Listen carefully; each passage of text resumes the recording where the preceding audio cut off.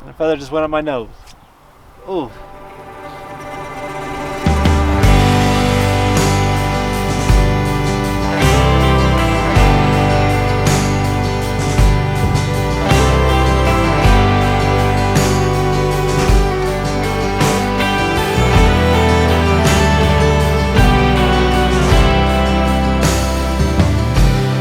It is chicken butchering day. It has finally come and I'm ready to be done with these birds, for real. So, we've got all our birds over here. We've got some friends and family here to help us so we don't have to do 50 birds all by ourselves. And we'll just kind of show our setup and get going. So Barrett built this nice little setup with our cones.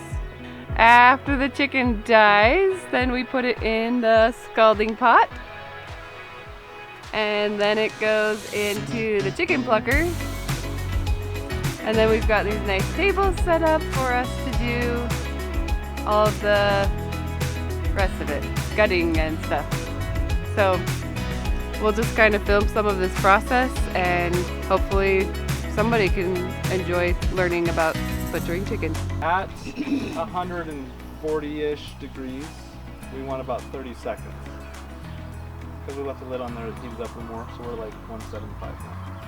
So it's going to be a little bit less time. But the whole idea is just to get the entire bird in there, which opens the pores up. We don't want to cook the skin, we just want to open the pores up so the feathers come out. But as you put it in there, the feathers will mat down, so it won't get to the skin, so you have to like slosh them around. So that's all we're doing. And it doesn't have to be exact, because what we're going to do, once we get there, is you pull them out, you can see it's already starting to peel the skin off the legs. Oh wow. So that means that we're pretty good there, and then we can just grab a feather, and if it comes out like that, we're good to go. Stop. Yeah, so it's pretty stinking fast. And then we go into the plucker. They say if you cool it off a little bit first, it makes the skin so it doesn't tear as much. So I just rinse it a little bit. I turn it on first to get it going. It just spins that bottom plate super fast, and then we just drop it in. We're just going to go like 15 seconds in there.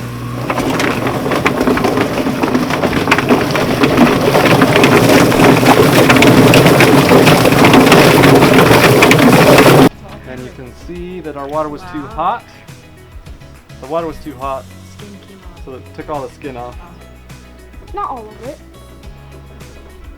And you can see on its chest that the skin started to cook. It got that light color. Oh, that one's probably gonna go right into getting cooked. Yeah, so it'll skin it like, it'll pluck it like that. Usually better than that. As we go, we'll get it dialed in better. But then, every now and then it'll leave a few little ones like that. You just have to pull out by hand. But it should come out much better than that.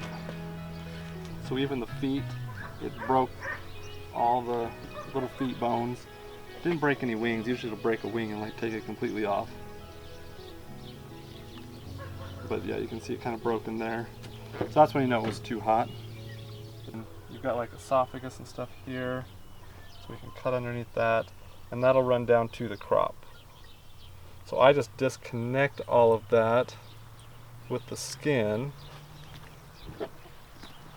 And that we can just throw out as well. Things just kind of hang down. So as you see, there's the esophagus and the windpipe. Was it And hard to everything. pull? No, it's not very hard. So would it fall out? It won't fall out. You Okay, do have to good. pull, and it's easier to pull just kind of a steady pull, and not like try to yank it. Yeah.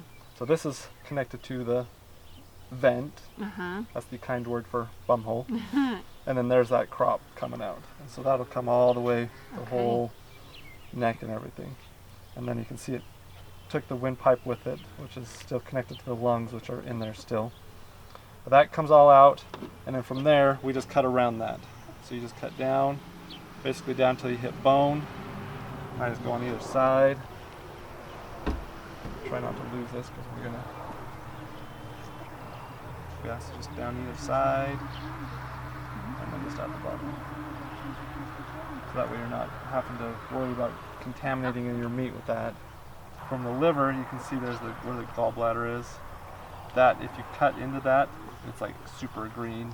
You can drink that stuff if you're a barbarian. Nothing. Yeah.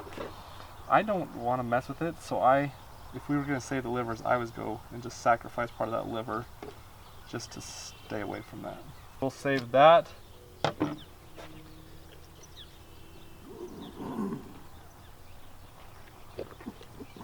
And there's your heart. And it's got a tiny little heart. The last little bit is the lungs. They are hard to get because they just kind of stick to the chest wall. So I just get what I can. They actually make a tool to scrape the lungs out, but it doesn't really make a difference if you get them or not. So then from there, last thing you want to do is flip it back over, and you can see on the very end of this bird, on its tail, it's got this little like nub thing on the top there, which is actually a gland. So if you come, you will kind of see as we get into it, but it'll have like a white or a yellow, not white, a yellow like whatever that is. To say it just doesn't taste good. There's nothing wrong with it, but it just doesn't taste good. So we just cut that off. So take the feet off. As you bend that leg, you'll just see kind of like that joint space, and you just go right in between it. And as you cut in between, it'll just create space for you to cut through. And you don't have to cut bone or anything like that. You can just cut right through the joint, and we'll save those as well.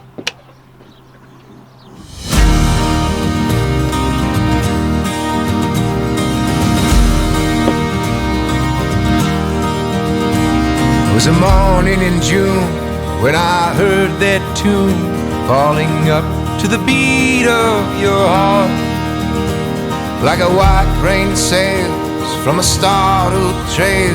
Our eyes met and then landed so well. We wrapped up this chicken butchering. It was actually a little while ago we finished it. We started cleaning it up, and then we kind of bailed on that because the wind picked up, blew pretty hard for a while, but it's calmed down now, so we're gonna finish cleaning things up out here and call it a day.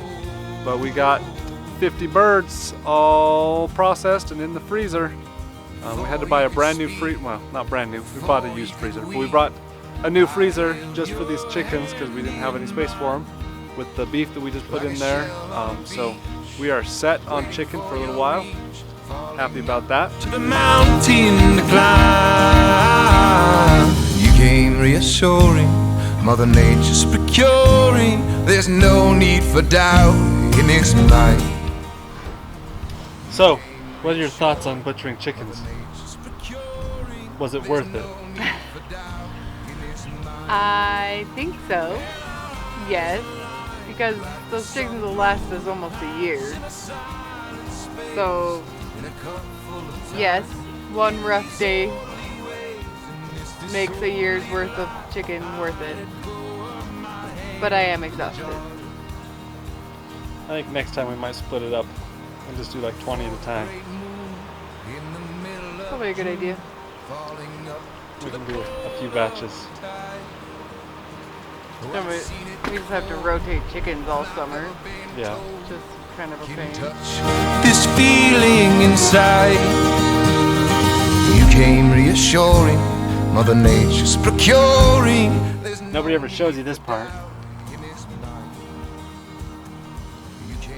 Feathers get stuck around all these little fingers. I guess you gotta decide how clean you want to be with this thing.